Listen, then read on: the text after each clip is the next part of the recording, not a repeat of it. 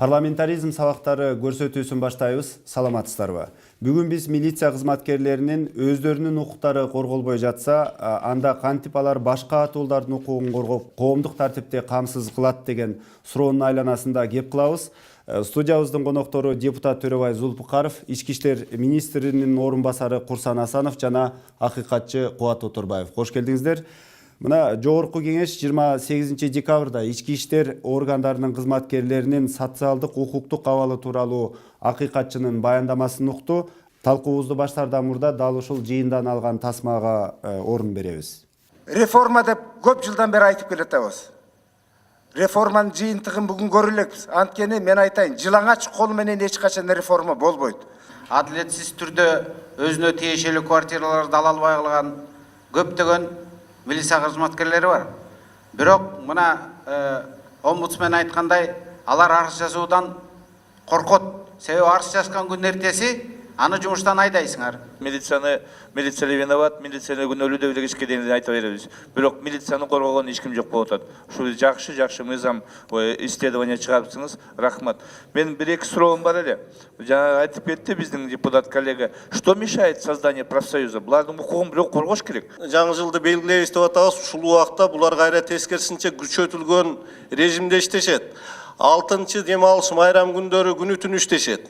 Мына сурамжылоого алынгандардын 85%-ы 8 сааттан ашык иштегенин айтып атат.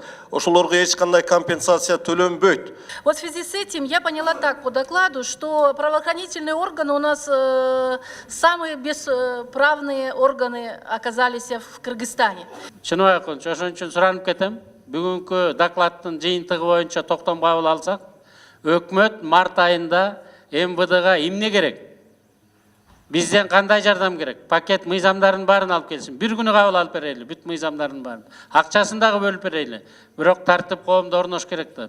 Кубат мырза, мына сизге чейинки акыйкатчылар көбүнчө милициядан кордук көргөн атуулдардын таламын талашчу эле. Ал эми сиз эмне үчүн тескерисинче ушул милиция кызматкерлеринин укугун коргогон баяндама жасоону чечтиңиз? Ички иштер органдарынын кызматкерлери дагы биздин жарандары да. Мындайча айтканда, милициядагы адам. Алардан дагы өзүнүн жетишпестиктери, укуктары тебеленген учурлар өтө көп. Ошондуктан ушул докладты алып чыгып атабыз. Доклад мына жыл башында комитетте каралган болчу. Анан эми кече жакында мына талкуу болуп атат. Эң негизги маселелер ошо мына айтылып өткөндөй сюжетте профсоюздун жоктугунан улам.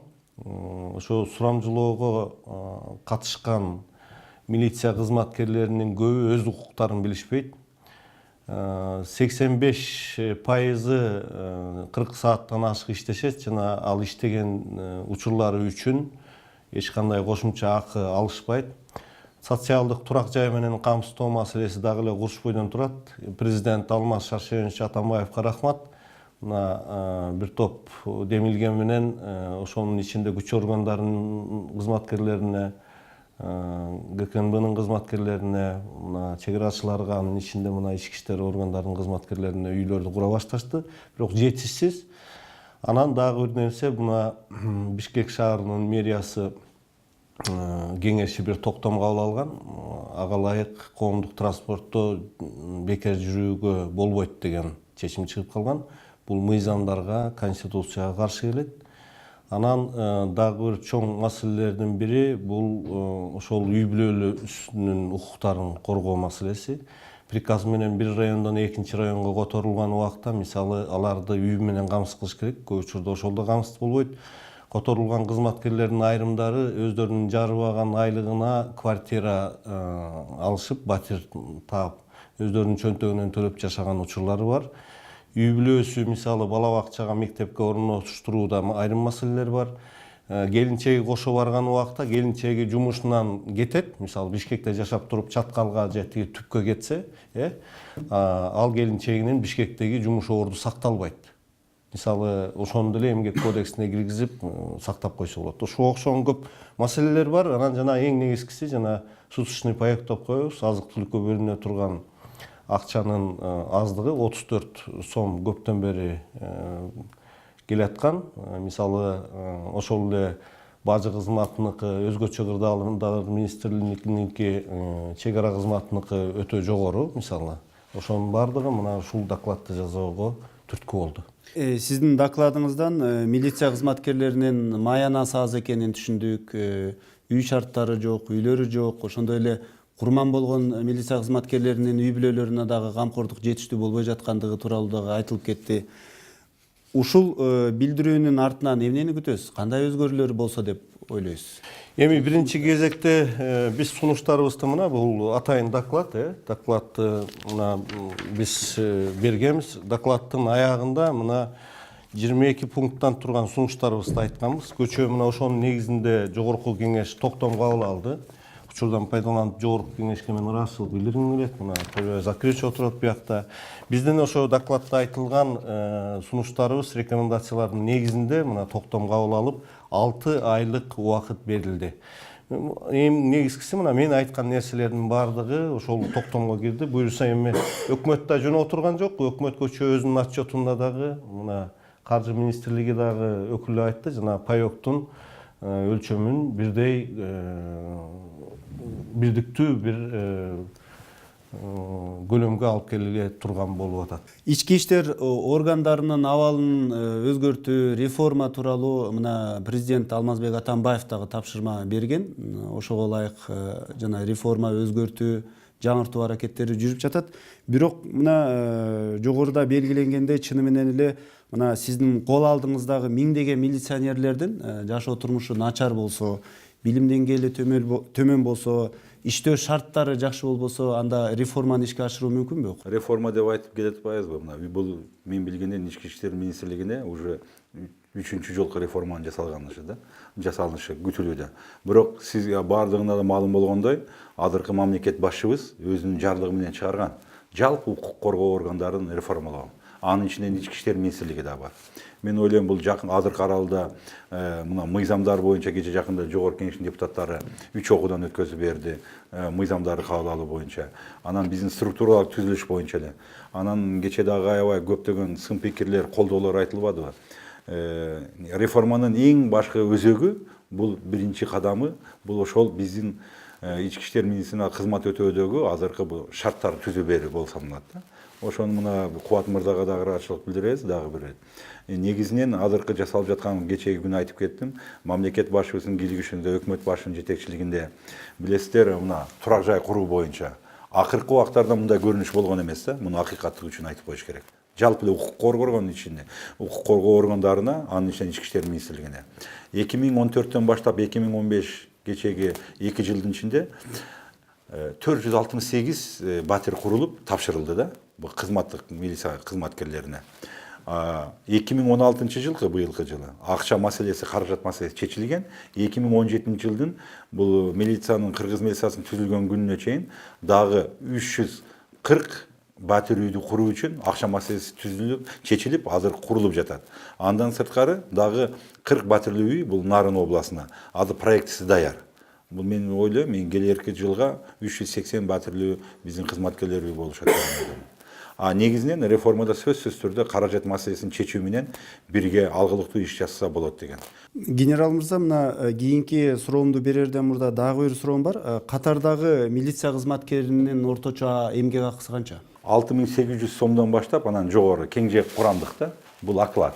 Андан соң бизде ошондой офицерлерге, жакындан офицер болгон мындай кызматкерлерге болсо бул 9000-13000. Ал эми начальник управления башкы башкармалардын жетекчилери болгон болсо, алар 20 000ден өйдө. Анын ичине дагы эми андан тышкары дагы билесиз, бул эмгек кызмат өтөгөндөгү стажы кирет, анан званиясы кирет, анан кийин ошо должносту болуп туруп, ар кандай өлчөмдө орточо айлык барын болгондо 10 000ден жогору. Көбүнчөсү алганда бизден 10 000ден 13 000ге чейин. Мына көбүнчө ушул милиция кызматкерлеринин абалы тууралуу сөз кылганда, айрыкча ошол жетекчилери сиздер ар дайым курулуп аткан үйлөр тууралуу, кылынып аткан жакшы иштери тууралуу айтасыздар, бирок омбудсмен кечээ күнү аябай чоң кемчиликтерди дагы ачып бербедиби, туурабы? Эмне үчүн сиздер мисалы ушул эле айлык маселеси тууралуу коңгуроо какпайсыздар?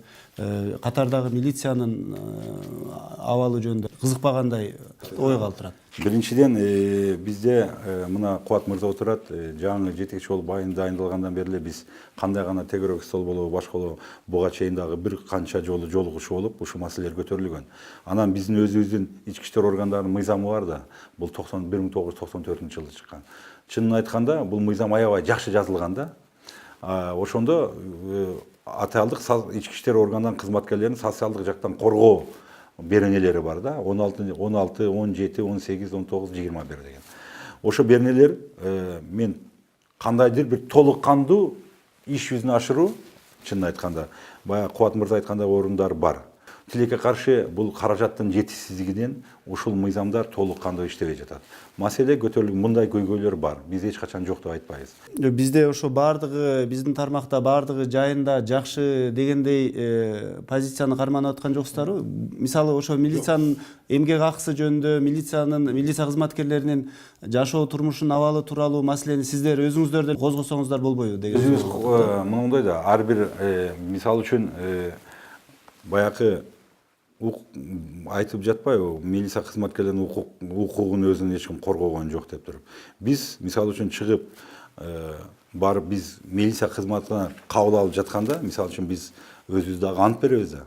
Анан кийин ошол жазганда дагы, өзүнүн арызга жазганда дагы биз кыргыз элибиздин тынчтыгы үчүн, туруктуулугу үчүн, ошондой эле коопсуздук үчүн кайсыл жерде болсо да кызмат өтөөгө даярбыз деп. Бирок ошондой болсо дагы, мисалы мына акыйкатчынын баяндамасында депутат мырза ошо айтылган нерселердин баардыгы эле ошол милиция тармагындагы милиция кызматкерлеринин баардык эле маселелери камтылып калды деп айтууга мүмкүн болбосо керек, туурабы? Бул акыйкатчы мисалы институту өзү көргөнүн, сурамжылаганын, көргөзгөнүн гана айтты да. Дагы мисалы милицияда айтылбай калган, көрүнбөй калган маселелерди алып чыгыш үчүн, ошолорду оңдош үчүн эмне кылыш керек деп ойлойсуз? Ошол эле жанагы кесиптик кошундарды түзүү жөнүндө сунуштар айтылып кетти. Бир жол таап чыгып, мисалы ушул тармакты оңдоп кетүүгө мүмкүнбү?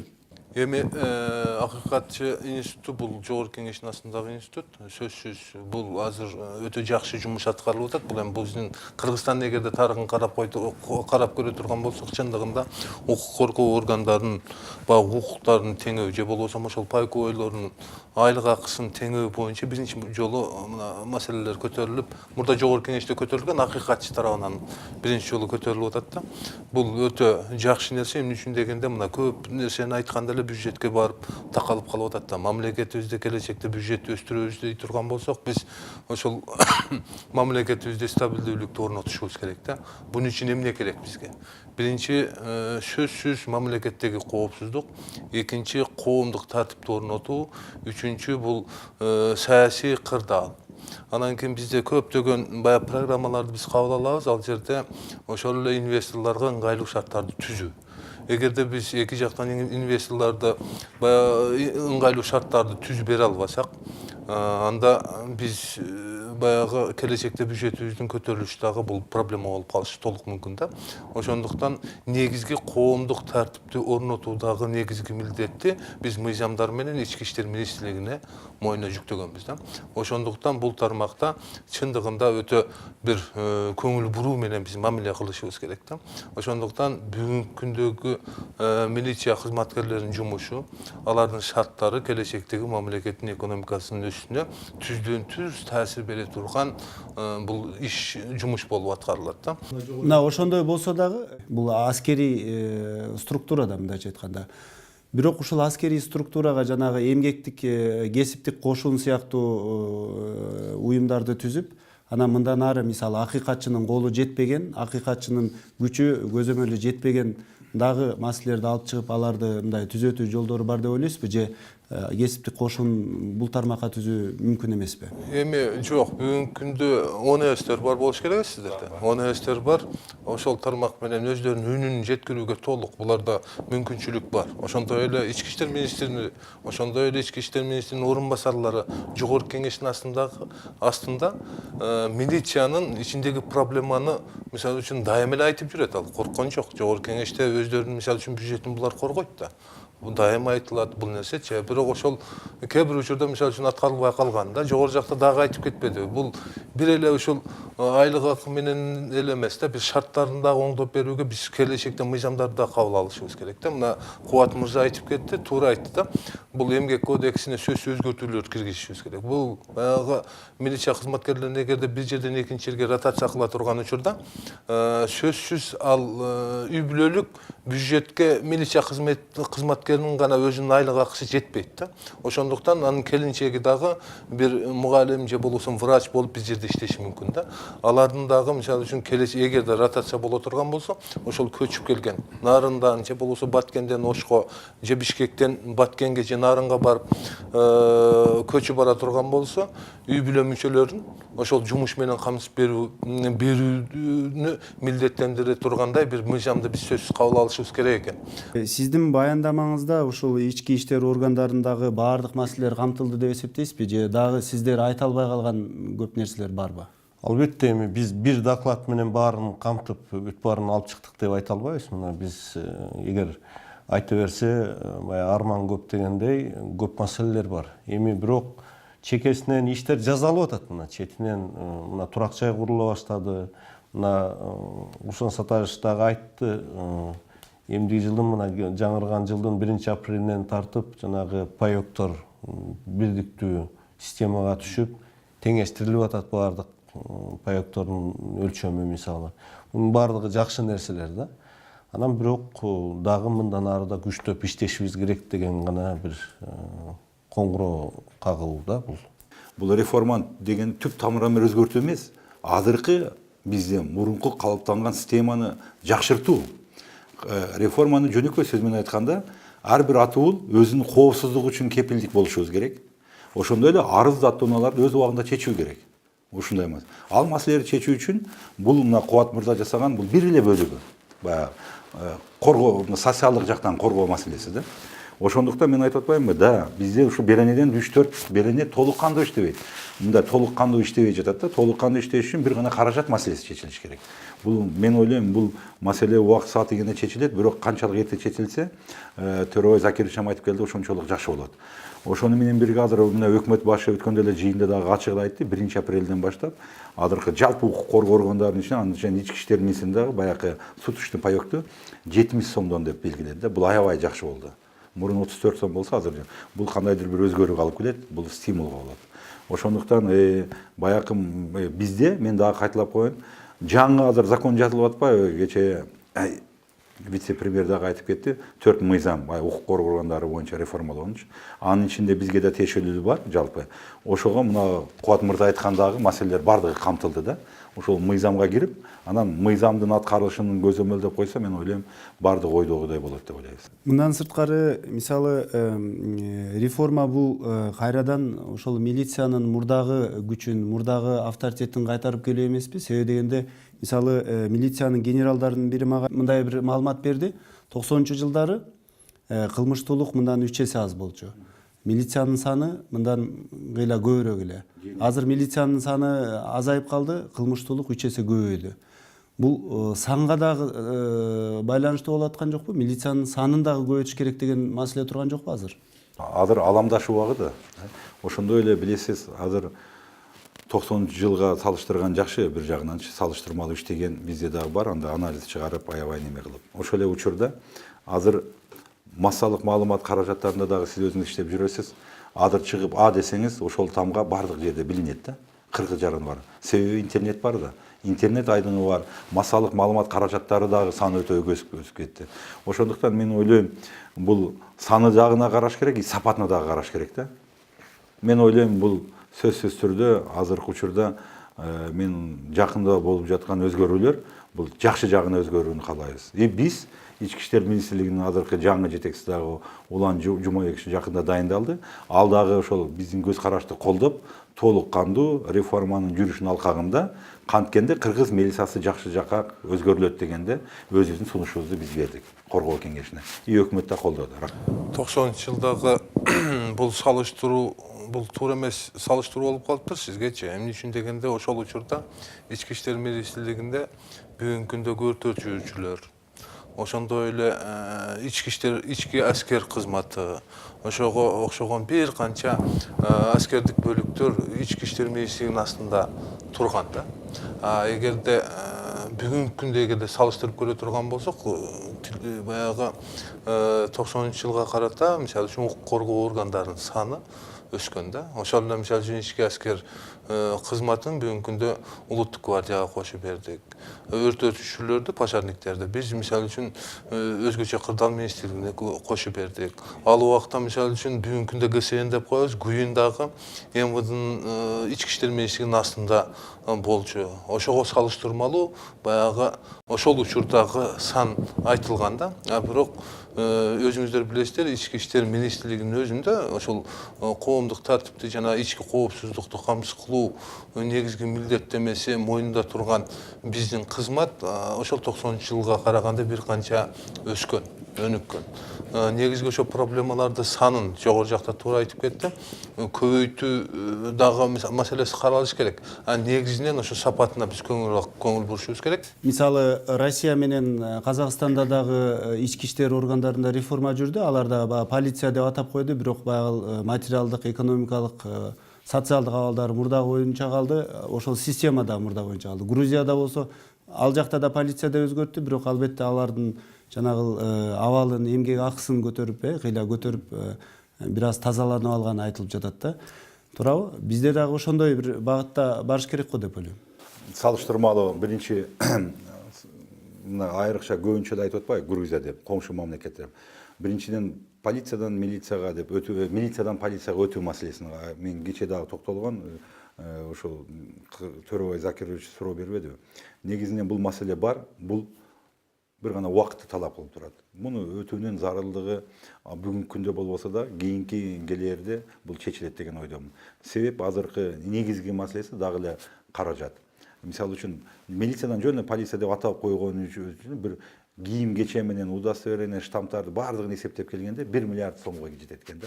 Ошондуктан биз азыр ушул акчаны биз баягы коргоо, бизде өзүндө да социалдык жактан коргоого жумшаса туура болот деген ойдо да. Баардыгы эле мамлекет башы дагы, ошондой эле өкмөт жетекчилери. Грузия мамлекетине өзгөчө көңүл бурулган да. Ошол эле реформанын аркасынан мисалы үчүн миллиарддаган, 1 миллиард эмес, бир канча миллиарддаган акча Америка долларында мисалы үчүн гранттар ошол күч структуранын реформалоого акча каражаттары жумшалган да. Мисалы үчүн ошол эле Грузияда реформа башталган күндөн тартып жөнөкөй сержантка эң азы $800 айлык төлөнө башталган. Ошон үчүн бизде деле мисалы үчүн Грузия менен бүгүнкү Грузиянын ичинде жасалып аткан ошол реформаны Кыргызстандагы реформага салыштыруу бул мындай туура эмес болуп калат. Ошондуктан бүгүнкү биздин ички иштер министрлигинде жасалып аткан реформалар чыныгы кыргыз өкмөтүнүн ошондой эле мамлекет башчысынын талабы менен өзүнүн күч менен жасалып аткан реформа да.